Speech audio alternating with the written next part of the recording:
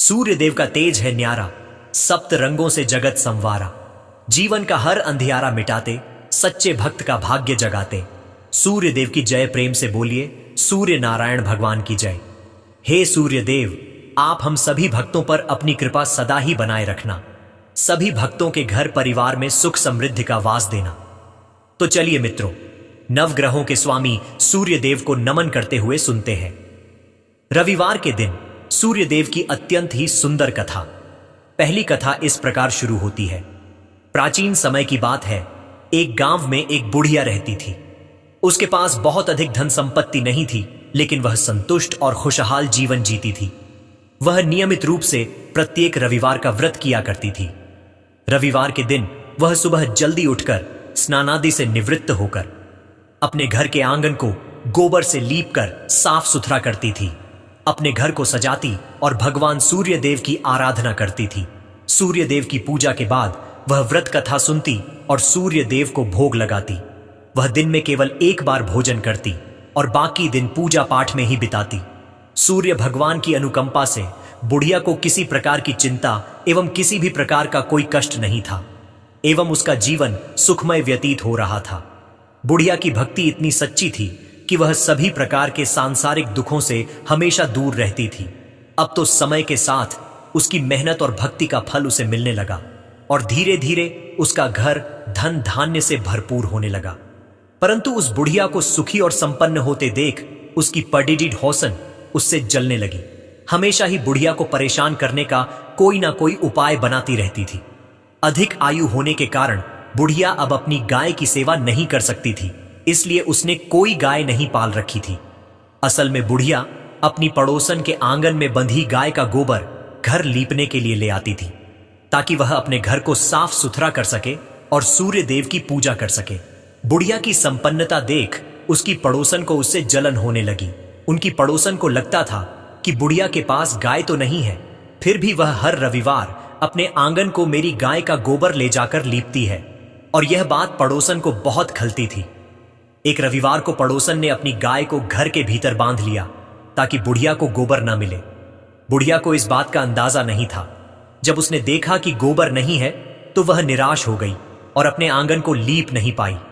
उसने उस दिन सूर्य देव की पूजा नहीं की और भोग भी नहीं लगाया। बुढ़िया पूरे दिन उपवास में रही और भूखी प्यासी सो गई। उसकी श्रद्धा और आस्था सूर्य देव के प्रति अडिग थी, लेकिन बिना पूजा के वह बहुत दुखी थी। प्रातःकाल जब सूर्योदय से पूर्व उस बुढ़िया की आंख खुली तो वह अपने घर के आंगन में सुंदर गाय और बछड़ा को देखकर हैरान हो गई।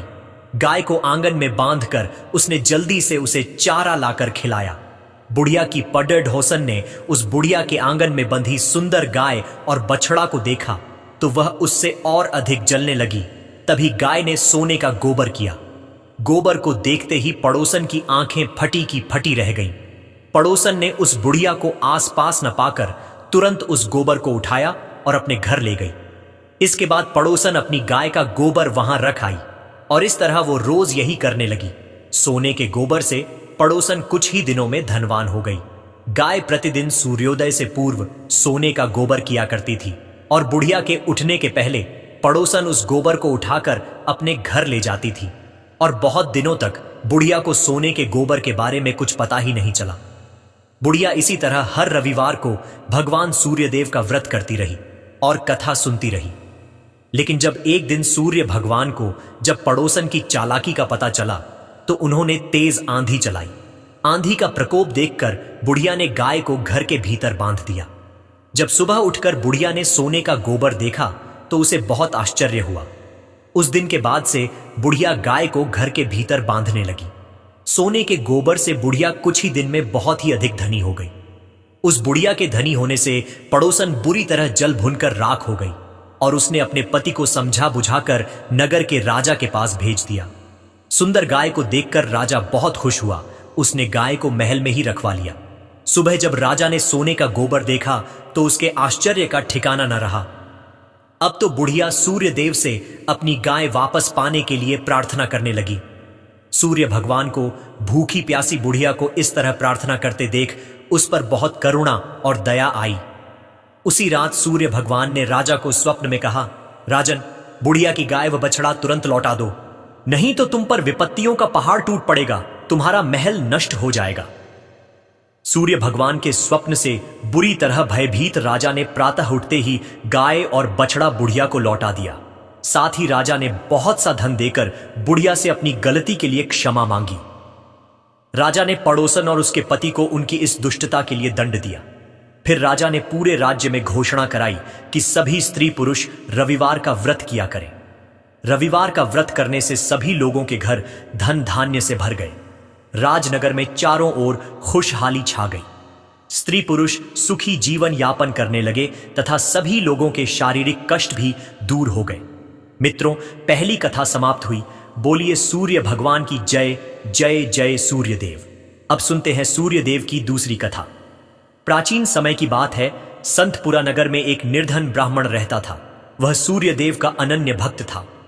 ब्राह्मण संसार के सुख दुख से परे केवल सूर्यदेव की आराधना में लीन रहता था।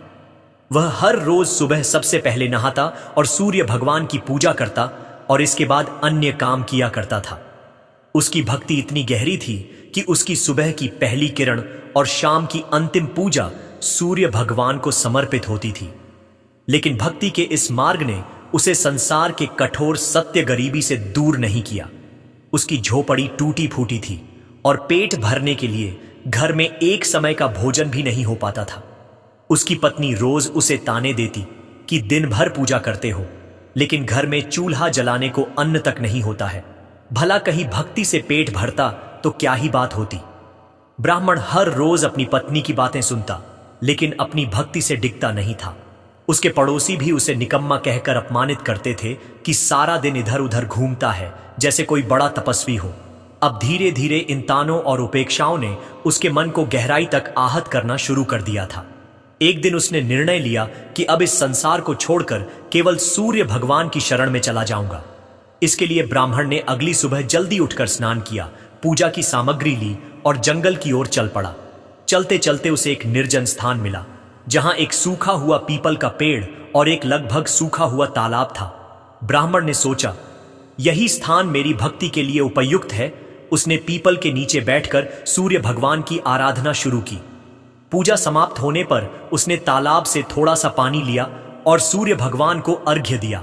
जैसे ही पानी बहकर पीपल की जड़ों और तालाब में पहुंचा, एक अद्भुत चमत्कार हुआ। सूखा हुआ पीपल हरा भरा हो गया, उसकी शाखाएं हरी भरी पत्तियों से भर गईं। वहीं तालाब स्वच्छ जल से भर गया। जब ब्राह्मण ने सूर्यदेव की आवाज सुनी तो वह घबरा गया और सोचने लगा कि इस पीपल में कोई भूत रहता है, जरूर वही मुझे आवाज दे रहा है। और ब्राह्मण बिना कुछ कहे वहां से लौट गया। अब तो हर रोज जब ब्राह्मण पूजा करता तभी उस तालाब से आवाज आने लगती। रोज यह सुन सुनकर वो चिंतित होकर दुबला होने लगा। ब्राह्मण की पत्नी कभी कभी उससे मिलने जंगल में जाती थी। एक दिन उसने अपने पति से पूछा, आप दिन पर दिन दुबले हुए जा रहे हैं। उसने अपनी पत्नी को सारी घटना कह सुनाई। उसकी पत्नी, जो सामान्यतः उसे ताने देती थी, इस बार अपने पति की बात सुनकर गंभीर हो गई। उसने कहा, यह कोई भूत प्रेत नहीं है, यह स्वयं सूर्य भगवान है, जो तुम्हारी भक्ति से प्रसन्न होकर तुम्हें वरदान देना चाहते हैं। ब्राह्मण ने चिंतित होकर पूछा, लेकिन मैं उनसे क्या मांगूं? मेरी मांग छोटी हो तो जीवन भर पछतावा रहेगा, और अगर मैं कुछ भूल गया तो? पत्नी ने मुस्कुराते हुए कहा, तुम्हें उनसे यह मांगनी चाहिए कि नौखंड के महल में सोने के पालने में अपने पोते को झूलते हुए अपनी आंखों से देख सको। इससे तुम्हें धन, संतान, सुख और दीर्घायु सब कुछ मिल जाएगा। अगले दिन ब्राह्मण ने उसी स्थान पर जाकर सूर्य भगवान की पूजा की। पूजा के अंत में सूर्य भगवान फिर प्रकट हुए और बोले, हे ब्राह्मण, अब बोलो, तुम्हारी क्या इच्छा है? ब्राह्मण ने साहस बटोरकर वही शब्द कहे जो उसकी पत्नी ने सिखाए थे। सूर्य भगवान मुस्कुराए और बोले, तथास्तु, तुम्हारी मनोकामना पूरी होगी। जब ब्राह्मण घर लौटा तो उसने देखा कि उसकी टूटी फूटी झोपड़ी की जगह एक विशाल और भव्य महल खड़ा था। महल के चारों ओर दास दासियां कार्य कर रही थीं। अंदर से उसकी पत्नी सुंदर वस्त्रों और आभूषणों से सजी हुई बाहर आई और बोली, स्वामी, यह सब आपकी भक्ति का फल है। सूर्य भगवान ने आपकी मनोकामना पूरी कर दी। ब्राह्मण ने विस्मित होकर पूछा, इतना धन लेकर हम करेंगे क्या? पत्नी ने उत्तर दिया, हम इसे धर्म और परोपकार के कार्य में लगाएंगे। यज्ञ, हवन और दान पुण्य से ही इस धन का सही उपयोग होगा। और इस प्रकार से ब्राह्मण की ख्याति शीघ्र ही नगर भर में फैल गई। जब राजा को इस बात का पता चला तो उसने ब्राह्मण को अपने दरबार में बुलाया और पूछा, कल तक तो तुम्हारे पास खाने को अन्न नहीं था, आज यह वैभव कहां से आ गया? क्या तुमने चोरी की है? डर के कारण ब्राह्मण ने पूरी घटना विस्तार से राजा को बताई। राजा ने कहा, क्या सूर्य देव मेरी मनोकामना भी पूरी करेंगे? मेरे पास सब कुछ है, परंतु संतान सुख से वंचित हूं। ब्राह्मण ने राजा को सूर्य भगवान की आराधना की विधि बताई और राजा ने पूरे नियम और श्रद्धा से सूर्य भगवान की पूजा की। कुछ ही समय बाद सूर्य भगवान ने राजा को एक तेजस्वी पुत्र का आशीर्वाद दिया और इस प्रकार से सभी लोग सुखपूर्वक जीवन व्यतीत करने लगे। मित्रों, इस कथा से हमें यह सीख मिलती है कि सच्ची भक्ति में अद्भुत शक्ति होती है। भक्ति का मार्ग कठिन अवश्य है, परंतु यदि श्रद्धा और समर्पण सच्चा हो तो ईश्वर की कृपा से असंभव भी संभव हो सकता है। ब्राह्मण की निष्ठा और विश्वास ने न केवल उसे सुख समृद्धि प्रदान की, बल्कि संसार को यह संदेश भी दिया कि धर्म और परोपकार से ही सच्चा जीवन संभव है। कथा समाप्त हुई। बोलिए मित्रों, सूर्य नारायण भगवान की जय। अब सुनते हैं अंतिम कथा। एक समय की बात है जब सूर्य नारायण भगवान अपनी पत्नी रानी संध्या के साथ सुखमय जीवन बिता रहे थे। एक दिन रानी संध्या के मायके से संदेश आया कि उन्हें अपने पीहर आकर कुछ समय बिताना चाहिए। रानी संध्या का मायके जाने का मन नहीं था, लेकिन सूर्य भगवान ने उन्हें समझाया और आग्रह किया कि वह मायके जाए। उन्होंने वादा किया कि वह उनके लिए बहुत सारी सुंदर और उपयोगी वस्तुएं भेजेंगे और इस तरह से रानी संध्या मायके चली गई। कुछ समय बाद सूर्य भगवान ने उनके लिए कई वस्तुएं भेजी, जिनमें चौपड़ पासा, पछेटा, आती डोरा और मिठाइयां थीं। उन्होंने इन वस्तुओं को बड़े प्यार से भेजा ताकि रानी संध्या खुश हो सकें। रानी संध्या की भाभियां स्वभाव से चंचल और मजाकिया थीं। उन्होंने सूर्य भगवान द्वारा भेजे गए इन उपहारों के डिब्बों को खोला और सारा सामान निकालकर उनकी जगह कंकड़, पत्थर और कांटे भर दिए और फिर उन्होंने डिब्बों को वैसे ही बंद कर दिया जैसा उन्हें मिला था। जब रानी संध्या ने इन डिब्बों को खोला और उनमें से सामान निकालने के लिए हाथ डाला तो उनके हाथ में कांटे चुभ गए। उनकी भाभियां यह देख जोर जोर से हंसने लगीं। यह देखकर रानी संध्या को बहुत गुस्सा आया, लेकिन वह कुछ कह नहीं पाई। कुछ समय बाद सूर्य भगवान रानी संध्या को वापस लेने आए, लेकिन जब रानी संध्या ससुराल लौट आई तो उन्होंने सूर्य भगवान से बात करना बंद कर दिया। यहां तक कि वह अपनी सासू मां और अन्य परिजनों से भी कोई बात नहीं करती थीं। अब तो सूर्य भगवान को यह बात बहुत अजीब लगने लगी। उन्होंने अपनी मां से पूछा, माताजी, क्या रानी संध्या आपसे बात करती हैं? उनकी मां ने कहा, नहीं बेटा, जब से वह मायके से लौटी है उन्होंने किसी से बात नहीं की। सूर्य भगवान को यह चिंता का विषय लगा। उन्होंने अपनी मां से कहा, आज आप उनसे कहिए कि घर में साल यानी चावल की बोरी रखी है, उससे चावल निकालें, लेकिन ध्यान रखें कि एक भी चावल टूटना नहीं चाहिए।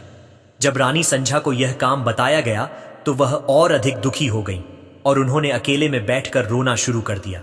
फिर वह छत पर गई और चिड़ियों को पुकारने लगी। उन्होंने चिड़ियों से कहा, मैंने हमेशा तुम्हें दाना डाला है, अब मेरी मदद करो और इन चावलों को छील दो। चिड़ियों ने उनकी पुकार सुनी और सभी चावल छील कर उड़ गईं। सायंकाल में सूर्य भगवान ने अपनी मां से फिर पूछा, माताजी, रानी संध्या ने कुछ कहा? मां ने जवाब दिया, नहीं बेटा, वह कुछ नहीं बोली। सूर्य भगवान ने कहा, अब आप उनसे कहिए कि 108 छेद वाली मटकियों में पानी भरें। जब रानी संध्या को यह काम बताया गया तो वह तालाब के पास जाकर बैठ गईं और वहीं रोने लगी। उनकी हालत देखकर मेंढकियां उनके पास आईं और पूछा, आप क्यों रो रही हैं? रानी संध्या ने कहा, मेरी सासू मां ने 108 छेद वाली मटकियों में पानी भरने को कहा है, बताओ इनमें पानी कैसे टिकेगा? मेंढकियों ने कहा, आप चिंता मत करो, हम छेदों पर चिपक जाएंगी, फिर आप आराम से मटकियां भर लेना। यह सुनकर रानी संध्या को थोड़ा सुकून मिला। मेंढकियों ने अपनी बात रखी और रानी संध्या ने आसानी से मटकियों को पानी से भर दिया। उस दिन भी सूर्य भगवान ने अपनी मां से पूछा, माताजी, रानी संध्या ने कुछ कहा? मां ने जवाब दिया, नहीं बेटा, वह अभी भी चुप है। सूर्य भगवान ने कहा, अब आप उनसे कहिए कि बाग में उनकी मासी जी आई हैं, उनसे मिलने जाइए, और उनसे यह भी कहिए। अगले दिन सूर्य भगवान एक महिला का रूप धारण करके बाग में बैठ गए। उन्होंने घूंघट डाल रखा था और धीरे धीरे रोने लगे। जब रानी संध्या वहां आई तो उन्होंने उस महिला को रोते देखा तो रानी संध्या ने पूछा, तुम क्यों रो रही हो? क्या कोई मुसीबत है? सूर्य भगवान महिला के स्वर में बोले, आपकी मुसीबत के सामने मेरी मुसीबत कुछ नहीं है। यह सुनकर रानी संध्या फूट फूट कर रोने लगी। उन्होंने कहा, मैं अपने मायके नहीं जाना चाहती थी, फिर भी उन्होंने मुझे जबरदस्ती भेज दिया। वादा किया था कि अच्छी अच्छी वस्तुएं भेजेंगे, लेकिन उन्होंने डिब्बों में कंकड़, पत्थर और कांटे भेज दिए। जब मैंने डिब्बे खोले तो मेरे हाथ कांटों से घायल हो गए। वापस आने पर उन्होंने साल में से चावल निकालने को कहा और एक भी चावल टूटने नहीं चाहिए। फिर उन्होंने 108 छेद वाली मटकियों में पानी भरने का आदेश दिया। यह कहते कहते रानी संध्या की आंखों से आंसू बहने लगे। रानी संध्या की बात सुनकर सूर्य भगवान ने उनका हाथ पकड़ लिया और अपने असली रूप में आ गए। उन्होंने कहा, रानी संध्या, चुप हो जाओ। मैंने तुम्हारे लिए चौपड़ पासा, मिठाई और सुंदर वस्तुएं भेजी थीं। यह सब तुम्हारी भाभियों का मजाक था, मेरी कोई गलती नहीं थी। अगर तुमने यह बात पहले ही बता दी होती तो तुम्हें इतनी मुसीबत नहीं झेलनी पड़ती। सूर्य भगवान की बात सुनकर रानी संध्या को राहत मिली और उन्होंने सूर्य भगवान को क्षमा कर दिया और सूर्य देव रानी संध्या के साथ खुशी खुशी रहने लगे। मित्रों, यह कथा हमें यह सिखाती है कि धैर्य और सहनशीलता हर परिस्थिति में हमारा साथ देते हैं। इस कथा में प्रकृति के जीव जंतुओं जैसे चिड़ियों और मेंढकियों ने रानी संध्या की मदद की, जिससे यह संदेश मिलता है कि जब हम दूसरों के लिए अच्छे काम करते हैं तो संकट के समय वे भी हमारी मदद करते हैं। कथा समाप्त हुई। बोलिए बहनों, सूर्य नारायण भगवान की जय हो।